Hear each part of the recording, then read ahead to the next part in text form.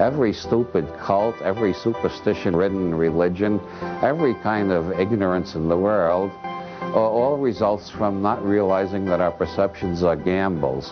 We believe what we see, and then we believe our interpretation of it, and we don't even know we're making an interpretation most of the time. We think this is reality. In philosophy, that's called naive realism. What I perceive is reality. And philosophers have refuted naive realism every century for the last 2,500 years, starting with Buddha and Plato, and yet most people still act on the basis of naive realism.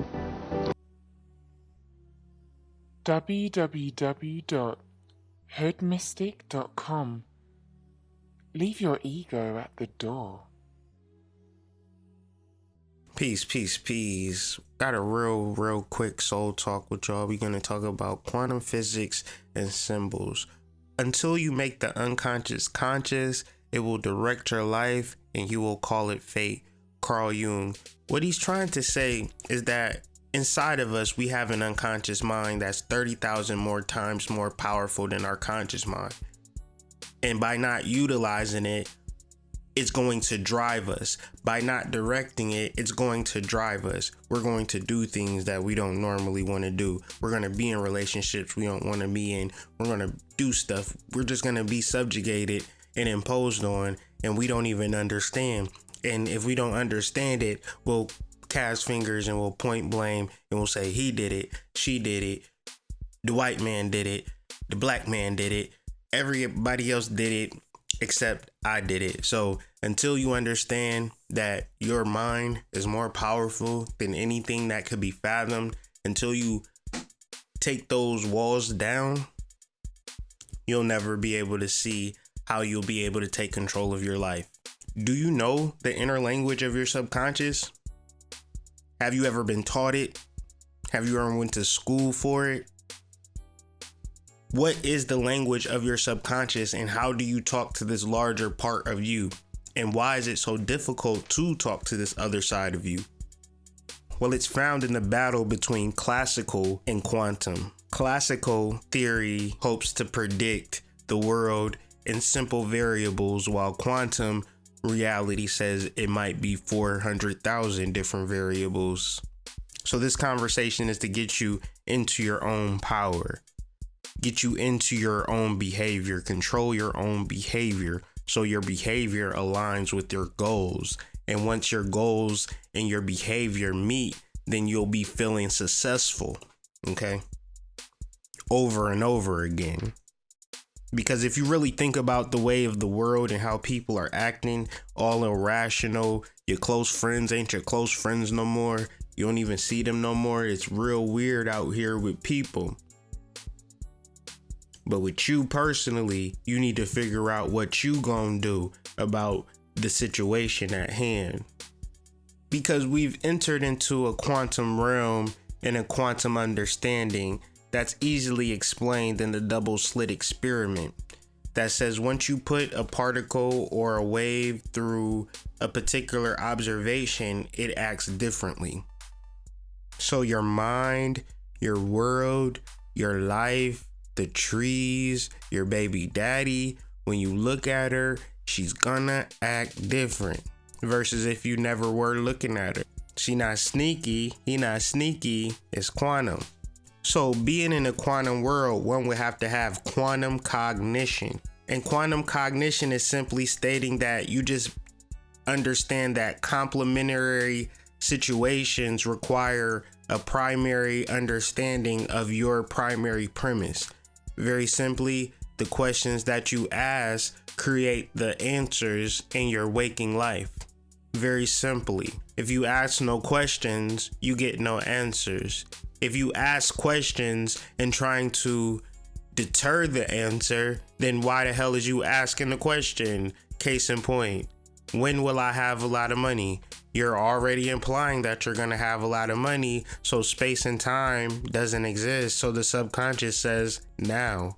And the more direct and the more intimate and the more personal that you can be with this conversation that you can have within yourself and how to actually do it, where we try to program and direct something that we can't, a master. We can't control and tell a master what to do, but we can learn from a master. A master can teach us some things. So when we factor in reason, when we factor in intellect, when we factor in intelligence and base ourselves on these particular parameters and say whether this is good or this is bad or this is right or this is wrong, we didn't create that. Ultimately, the things that happen on this world are going to happen with or without our approval, with or without our resistance. So the idea is to enact change in the world quantumly, as opposed to looking at things as a small part. You're very, very late. Well, no wonder you're late. Why, this clock is exactly 2 days slow. 2 days slow? Of course you're late. My goodness. We'll have to look into this. Aha! I see what's wrong with it. Why, this watch is full of wheels. Oh, my poor watch. Oh, my wheels. The springs. But. Butter, of course, it needs some butter.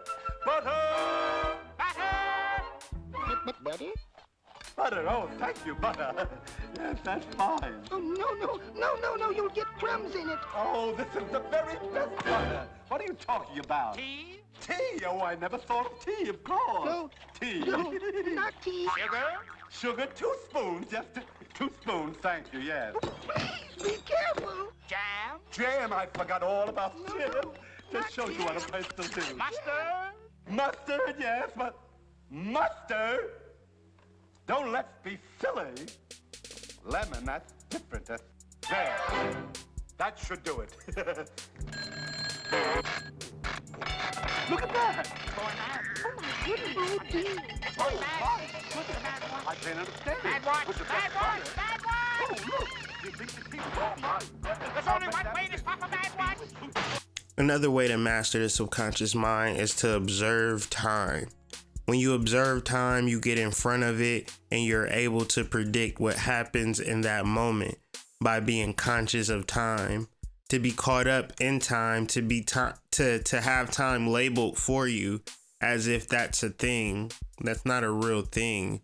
That's something that's been instituted by governments and policymakers. But the idea of time is that it only exists in this moment. And what we do in this moment has a reverberating effect.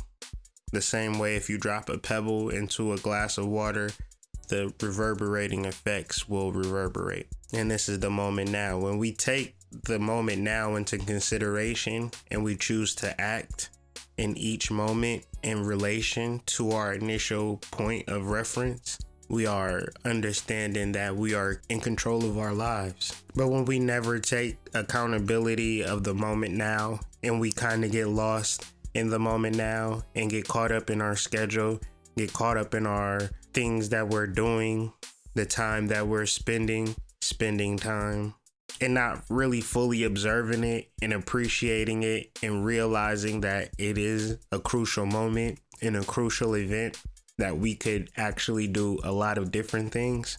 Time is an event. Time represents now. And what you speak to of the future, the subconscious mind does not fully understand.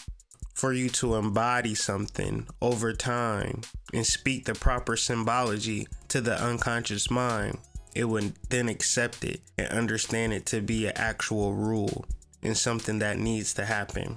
How to get here is really understanding that you have a subconscious mind first and foremost. If you could acquiesce to having a subconscious mind, that's the first step. Okay, I got a subconscious mind. What is the subconscious mind for? Well, that's my source of creativity, intuition, inspiration, inner knowing, interconnectedness, enlightenment, and illumination. Cool. So when I hear a song and I like it, that's part of my right brain. When I hear when I see a painting, when I look at a woman, when I look at things, when I look at the structure of a house out in nature, all of these things, they stimulate my right brain, meaning I can't fully explain what's happening, but man, it feels great. Okay? Right brain, subconscious mind. The left brain is like, I gotta go to work. I gotta make sure things are taken care of. I gotta make sure 1 + 1 = 2 and 2 + 2 = 4, because if 2 + 2 = 5, it's a problem because I've based everything up on this reality that 2 + 2 = 4. And we can go on and on and on. See, and this is the quantum realm. It's called a rabbit hole. And this is what happened when Alice went down into Wonderland. She entered into the quantum realm where things never just really did make sense. And we could explain it in multiple different ways and multiple different flavors. And I could be Oshun, and I could be Shango, and I could be all these different types of things. But then again, if I'm speaking to you in the conscious realm, all of this sounds kind of crazy and far-fetched. So this is what they speak of in the Bible when they reference the veil. Lifting the veil and enter into the subconscious mind. This is what they talk about in Tarot when they reference the high priestess. But in order to get there, it's releasing from this reason and logic. It's about a world where we perceive and investigate what we perceive to get to a realization within ourselves. And then we deal with it at a level where, okay, it's true for us, but okay, past me, I'm in the collective consciousness. I understand everything.